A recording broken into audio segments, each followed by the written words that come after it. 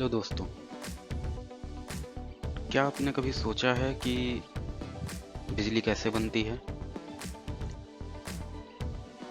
अगर नहीं तो चलिए आज हम आपको लेके चलते हैं इस विषय पर और देखते हैं कि बिजली बनती कैसे है।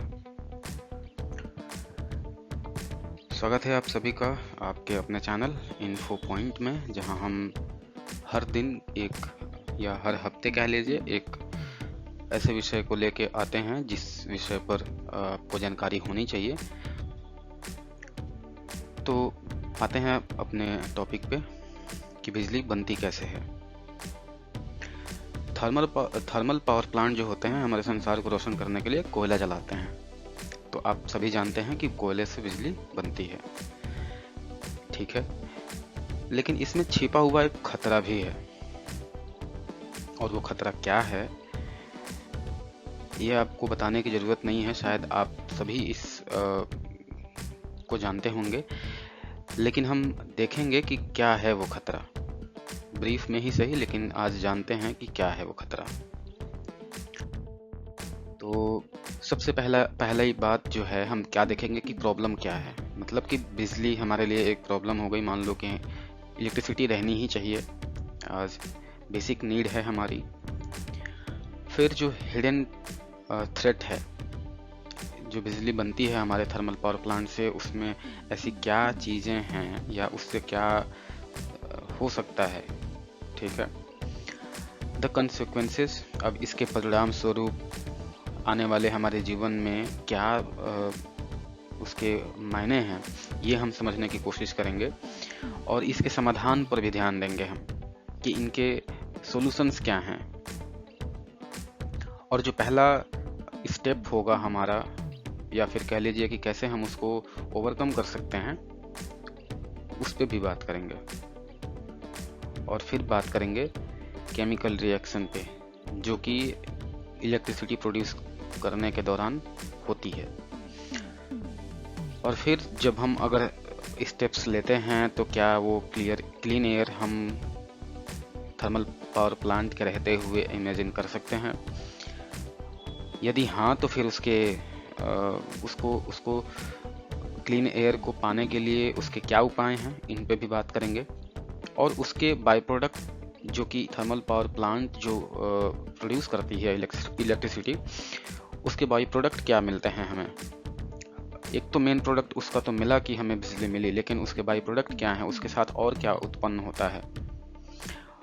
और इन सब के बाद क्या थर्मल पावर प्लांट के रहते हुए हम अपने एक सुनहरे भविष्य की कल्पना कर सकते हैं, या ब्राइटर फ्यूचर इमेजिनेबल है। और फिर हम बात करेंगे इसके निष्कर्ष पे। तो प्रॉब्लम क्या थी हमारे लिए कि बिजली उत्पन्न कैसे होती है, ठीक है। आप सभी सोचिए। तो जैसा मैंने कहा कि थर्मल पावर प्लांट से बिजली उत्पन्न होती है, लेकिन इसमें छिपा हुआ खतरा क्या है। क्योंकि जब कोयला जलता है तो कोयला जलने से एक हानिकारक गैस निकलती है, जिसे सल्फर डाइऑक्साइड कहते हैं, यानी कि SO2। अब आप देख सकते हैं ये कितना धुआं प्रोड्यूस कर रहा है। तो ऐसे कई सारे पावर प्लांट्स हमारे देश में हैं, थर्मल पावर प्लांट्स, जो इस मात्रा में धुआं प्रोड्यूस करते हैं, ठीक है। अब इस जो थर्मल पावर प्लांट से जो धुआं उत्पन्न हुआ और जो SO2 निकला, यह SO2 हमारी हवा को प्रदूषित करता है। और एसिड रेन, यानी कि हिंदी में अगर मैं बात करूं तो अम्लीय वर्षा का कारण बनता है।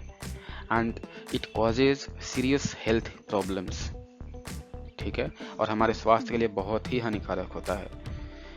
If you want to be health free, if you want to live disease free life, then you must cure your environment.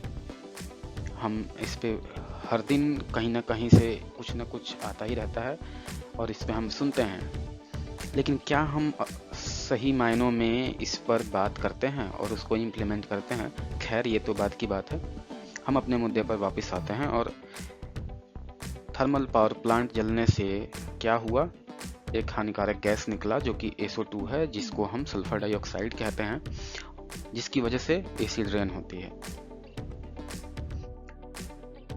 तो इसका समाधान क्या है, इस प्रदूषण को रोका कैसे जाए?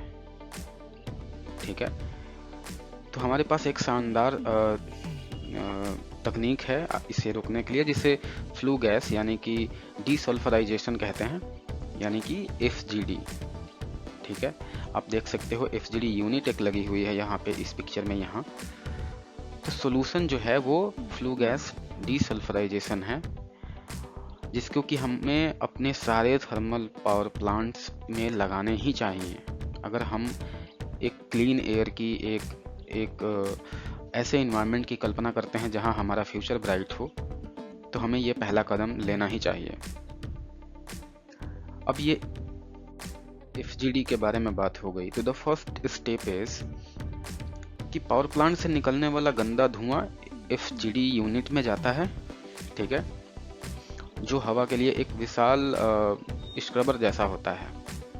ठीक है, तो यहाँ से जब हवा निकली, उसके बाद उसमें गई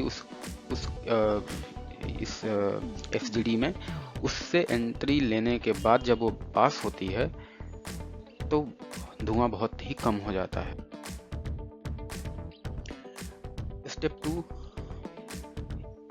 टू ये हो जाएगा हमारा कि देखिए केमिकल रिएक्शन, मतलब कि एक स्पेशल लिक्विड होता है जो कि हार्मफुल गैस को क्या करता है, कैप्चर करता है। ठीक है, उसके अंदर यानी कि SO2 एक विशेष जैसा मैंने बोला एक लिक्विड है जो कि उसके अंदर ही कैप्चर करता है, सोख लेता है एक तरीके से FGD के अंदर ही, जो कि उस प्रदूषण को बेअसर कर देता है। ठीक है, तो इसे एक केमिकल सफाई के रूप में समझिए, एक रासायनिक सफाई है जो कि FGD की मदद से हम कर सकते हैं ऐसा। ठीक है, और फिर क्लीन एयर की, जो कि चिमनी से जो भी थर्मल पावर प्लांट होते हैं हमारे, उससे साफ और सुरक्षित हवा बाहर आती है। तो आप डिफरेंस देख सकते हो कि इन्वायरमेंट में असर कितना है FGD के पहले और FGD के बाद। ठीक है, ये डिफरेंस आएगा अगर सारे thermal power plants FGD use करना शुरू कर दें तो। अब बात करते हैं इसके बाई प्रोडक्ट पे। मतलब जो SO2 पकड़ा गया उसे अब फेंक तो नहीं सकते, है ना, फेंका नहीं जा सकता, क्योंकि अगर हम उसको कहीं फेंकते हैं तो भी तो वो इन्वायरमेंट पे उतना ही बुरा असर डालेगा जैसा वो पहले डालता था। तो वह अब जब उसको सोखा गया तो वो क्या बन जाता है, जिप्सम बन जाता है, जो एक बहुत ही उपयोगी सामग्री है किसी भी एक निर्माण के लिए।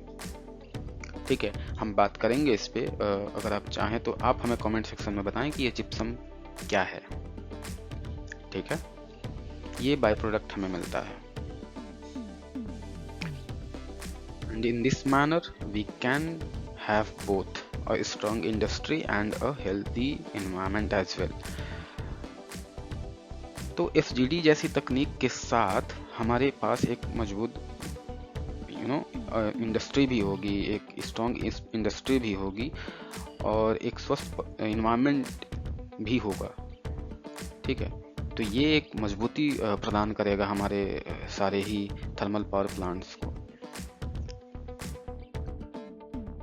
और इसके कंक्लूजन में तो हम क्या करेंगे कि आप थर्मल पावर प्लांट के बारे में आपने ये जाना कि कैसे बिजली उत्पन्न होती है और इससे पोल्यूशन जो होता है उसको कैसे कंट्रोल किया जा सकता है। तो दोस्तों ऐसे ही क्यूरियस इन्फॉर्मेशंस के लिए आप हमारे चैनल को फॉलो कर सकते हो।